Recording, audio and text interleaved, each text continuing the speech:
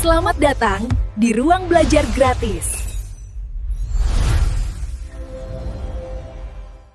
Halo, Sobat Pembelajar. Balik lagi di Ruang Belajar Gratis. Hari ini kita akan bikin proyek yang sangat berguna di dunia nyata. Kalau kemarin kita bikin daftar belanjaan, sekarang kita akan bikin aplikasi buku kontak digital. Di proyek ini, kita akan belajar cara komputer menyimpan nomor HP teman-teman kalian. Nggak perlu lagi hafal nomor satu persatu, cukup ketik namanya, nomornya langsung muncul. Canggih, kan? Yuk, kita mulai. Oke, ini dia codingan lengkapnya. Coba perhatikan baris paling atas. Kalau kemarin kita pakai kurung siku, sekarang kita pakai kurung kurawal. Ini adalah tanda bahwa kita menggunakan struktur data spesial bernama dictionary. Seperti biasa, silakan pause dulu videonya. Salin kode ini ke editor Python kalian. Perhatikan tanda titik 2 dan indentasinya ya. Sudah disalin, mari kita bongkar rahasia di balik kode ini. Baiklah, mari kita bedah logikanya.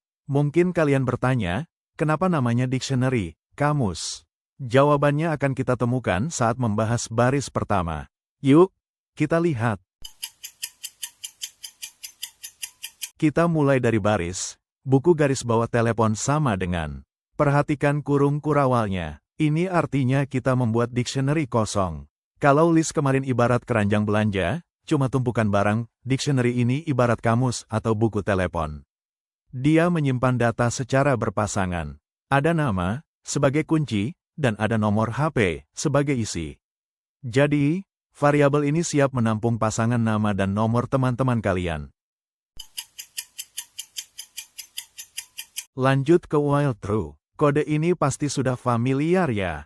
Kita pakai infinite loop supaya aplikasi buku kontak ini tetap terbuka setelah kita pakai. Jadi setelah kalian selesai menyimpan satu nomor, aplikasinya akan balik lagi nanya, mau ngapain lagi? Nggak langsung mati. Ini standar wajib buat aplikasi yang punya menu. Nah, ini bagian paling penting. Gimana cara nyimpan nomor HP?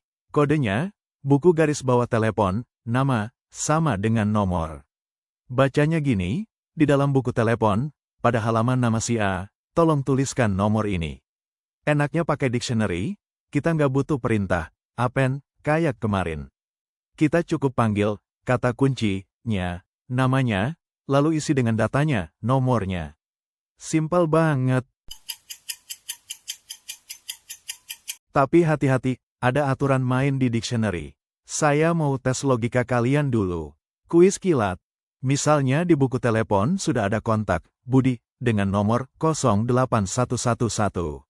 Lalu, kita jalankan lagi kode tadi dengan nama yang sama, Budi, tapi nomornya beda, 08999.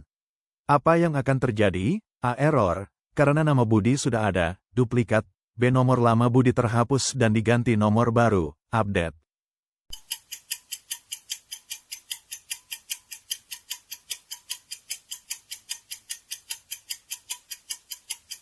Jawabannya adalah B. Nomor lama akan terganti. Ini konsep penting. Di dalam dictionary, kunci, nama, itu harus unik. Nggak boleh ada dua Budi. Jadi kalau kalian memasukkan nama yang sama lagi, komputer menganggap kalian ingin melakukan update atau revisi nomor. Jadi nomor yang lama bakal ditimpa. Hati-hati ya. Terus, gimana kalau kita mau cari nomor teman? Sebelum komputer mengambil nomornya, dia harus cek dulu, namanya ada nggak di buku. Kita pakai kode, if cariin buku garis bawah telepon. Perintah ini tugasnya bertanya, apakah nama yang dicari ada di dalam buku telepon? Jika jawabannya ya, baru deh komputer ambilkan nomornya. Pengecekan ini penting biar program nggak error kalau kalian mencari nama yang belum disimpan. Nah, kalau namanya ditemukan, apa yang harus dilakukan komputer? Ya tampilkan nomornya dong. Lihat baris print, F, nomor, cari, buku garis bawah telepon, cari. Di sini kita minta komputer, tolong cetak nama yang dicari, lalu di sebelahnya cetak isi dari buku telepon berdasarkan kunci nama tersebut. Inilah kehebatan dictionary. Kita tidak perlu mencari satu-satu dari awal sampai akhir. Cukup panggil kuncinya, nama, komputer langsung menyodorkan isinya, nomor HP. Cepat dan efisien. Tapi, gimana kalau nama yang dicari nggak ada? Misalnya kita cari Iron Man, padahal belum disimpan. Kita butuh else. Blok else ini adalah jaring pengaman. Jika syarat pertama tadi, nama ada di buku, gagal atau salah, maka komputer akan lari ke sini. Kita tampilkan pesan, maaf, nama itu tidak ada di buku kontak. Ini penting banget. Aplikasi yang baik itu harus komunikatif, memberitahu pengguna kalau datanya memang kosong, bukan malah diam saja atau error. Terakhir, fitur wajib di setiap menu, keluar. Di menu ketiga, kita tulis perintah, break. Masih ingatkan fungsi while true di awal tadi? Dia bikin program jalan selamanya. Nah, break ini adalah tombol stopnya. Begitu kode ini dijalankan, program akan berhenti total dan keluar dari perulangan. Kalau lupa kasih ini, siap-siap saja aplikasi kalian nggak bisa ditutup kecuali dipaksa. Alhamdulillah, aplikasi buku kontak kita sudah jadi. Apa saja ilmu mahal yang kita dapat hari ini? 1. Dictionary, kamus. Kita belajar menyimpan data yang punya pasangan, nama dan nomor. Beda dengan list yang cuma urutan angka.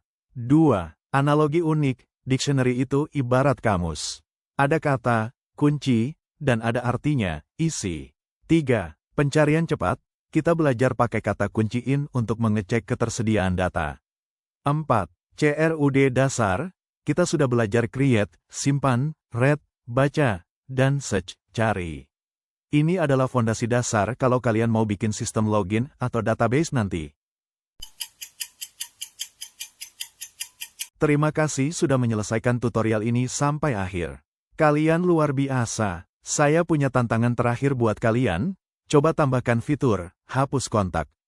Jadi kalau ada teman yang ngeselin, nomornya bisa dihapus dari buku telepon. Berani coba? Jangan lupa like dan subscribe channel Ruang Belajar Gratis. Bagikan video ini ke teman sekelas kalian biar pintar bareng-bareng. Kode lengkapnya silakan ambil di deskripsi. Sampai jumpa di tutorial berikutnya. Salam coding.